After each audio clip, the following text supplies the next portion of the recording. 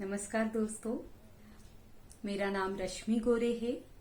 आज की इस वीडियो में आप सभी का तहे दिल से स्वागत है। दोस्तों,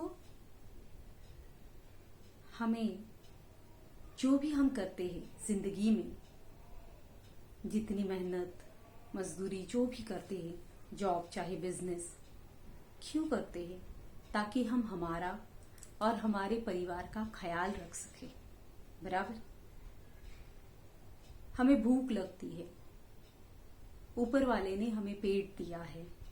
अगर पेट नहीं होता तो हम इतनी मेहनत करते थे? किसी को भी पूछो, क्यों इतना मजदूरी, क्यों इतनी मेहनत कर रहे हो? लोगों का जवाब होता है, पापी पेट के लिए करना पड़ता है ना? अगर पेट नहीं होता तो इतनी मेहनत हम करते नहीं थे। तो इस पेट के लिए हमें खाना बहुत जरूरी है और इस खाने का हमें मान रखना चाहिए, उसको सम्मान देना चाहिए, उसके प्रति हमेशा सद्भाव रखना चाहिए। क्योंकि बहुत सारे लोगों को 2 वक्त की रोटी भी नहीं मिलती। 2 वक्त की छोड़ो, 1 वक्त की रोटी भी ढंग से नहीं मिलती है। और अगर हमें मिलती है तो हमें शुक्रगुजार होना चाहिए। अन्नपूर्णा माता का हमें एहसान मानना चाहिए।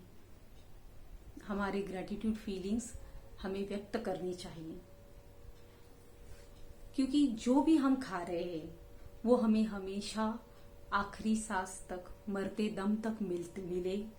गर्मा गर्म ताजा खाना, और सिर्फ मिले नहीं, उस खाने का लफ्ज भी हम ले सकते हैं। उस खाने को हम एंजॉय कर सके, तभी तो मजा आएगा।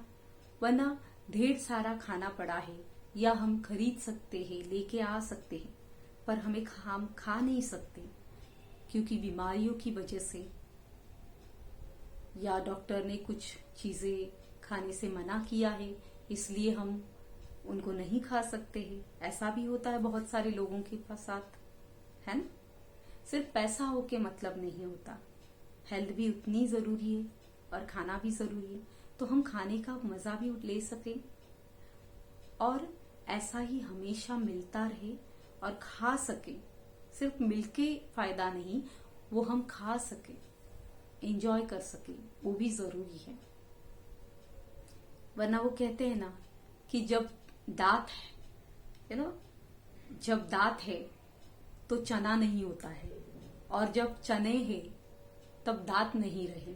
तो क्या मतलब हुआ, है ना?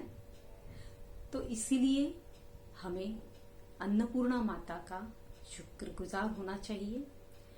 दोस्तों, मैं हमेशा खाना खाते वक्त एक प्रार्थना करती हूँ, एंड हमें करनी चाहिए। आप में से बहुत सारे लोग करते भी होंगे, और अगर नहीं करते तो जरूर कीजिए।